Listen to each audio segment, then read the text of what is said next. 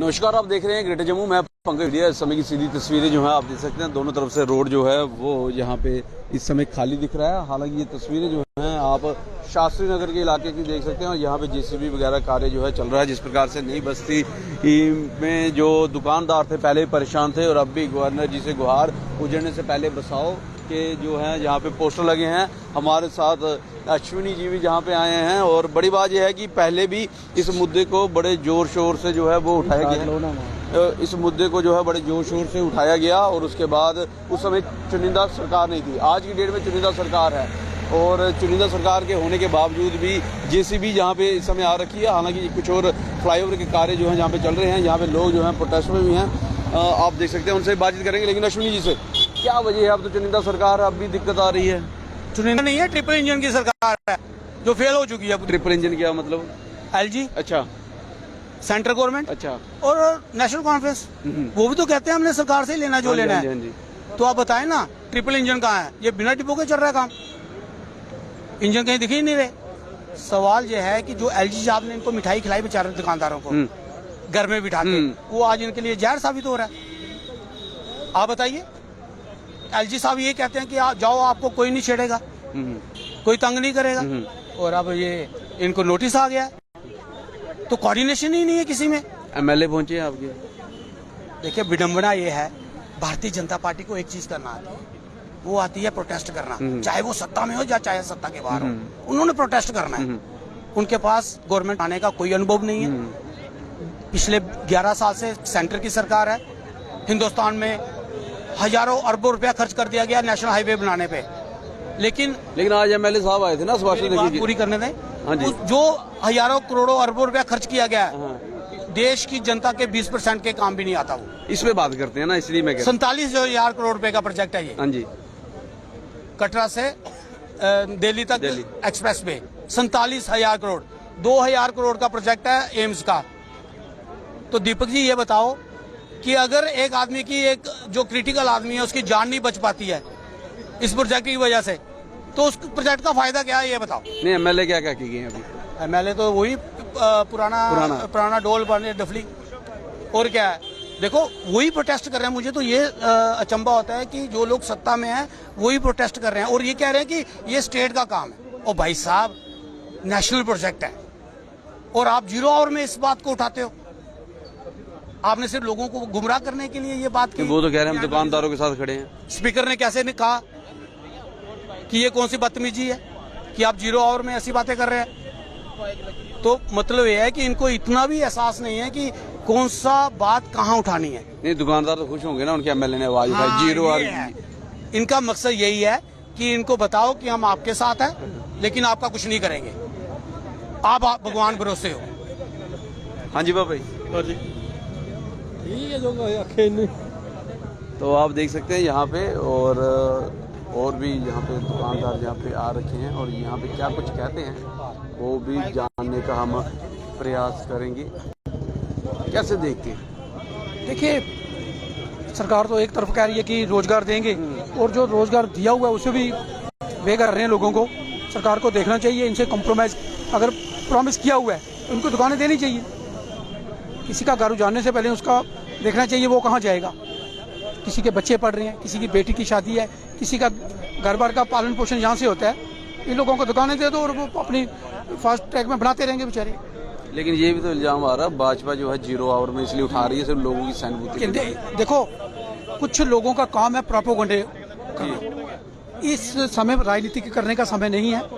इन लोगों को इंसाफ दिलाना हम सभी लोगों का काम है।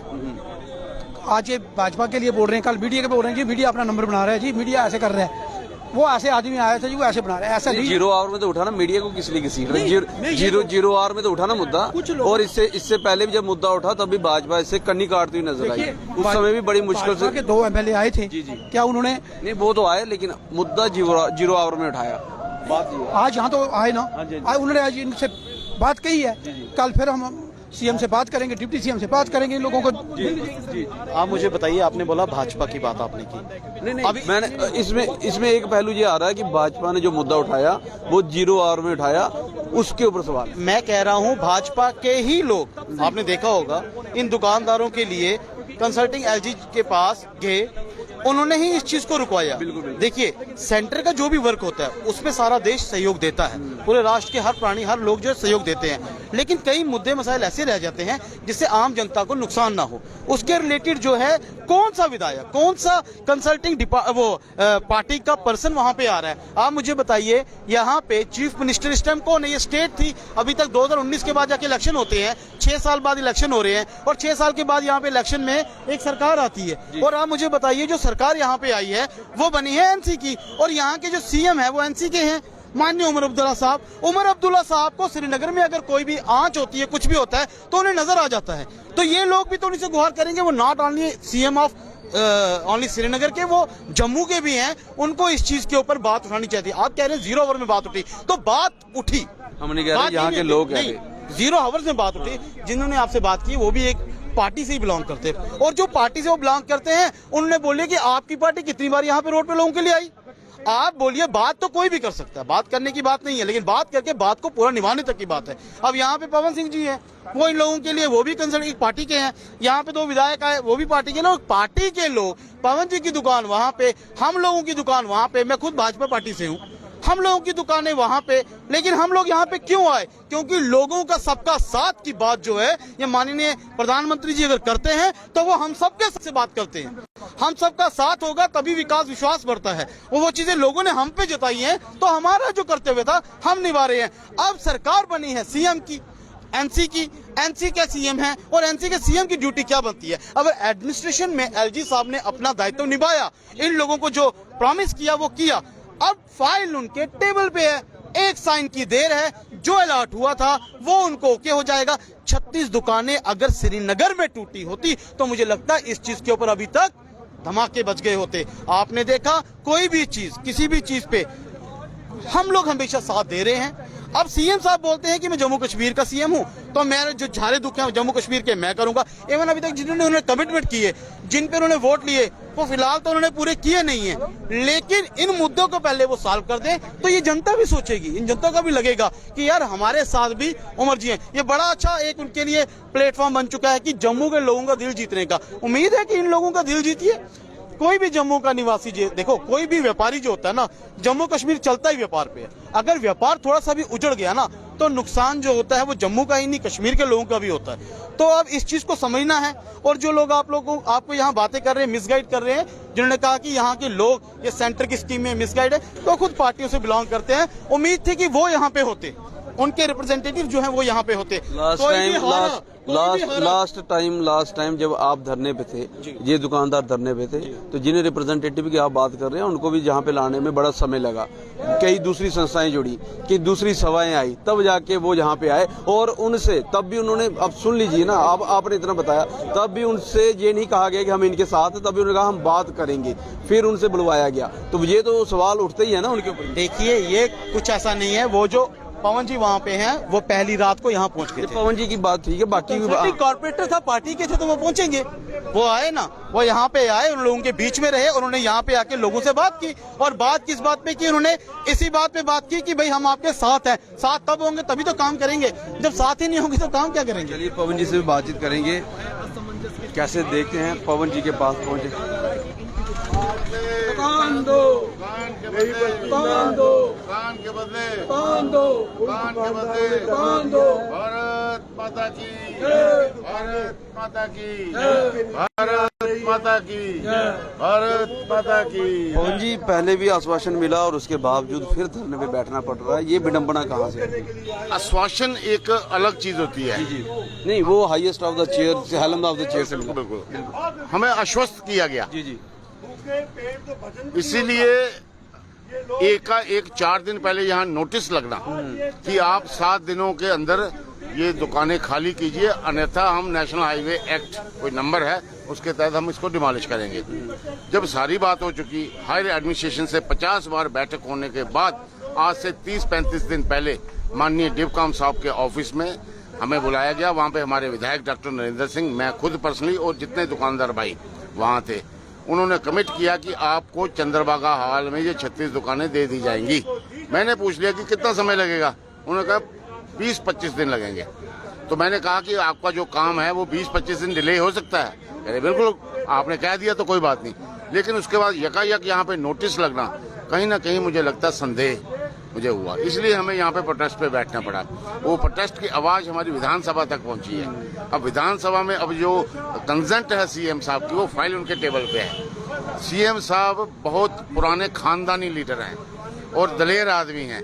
गरीब आदमी की पीड़ा क्या होती है उनके दिल में उसकी जगह है। इस डेमोक्रेटिक सेटअप में जो कहते हैं कि लोगों द्वारा चुनी गई सरकार, अगर लोग ही तकलीफ में हैं तो सरकार का क्या फायदा।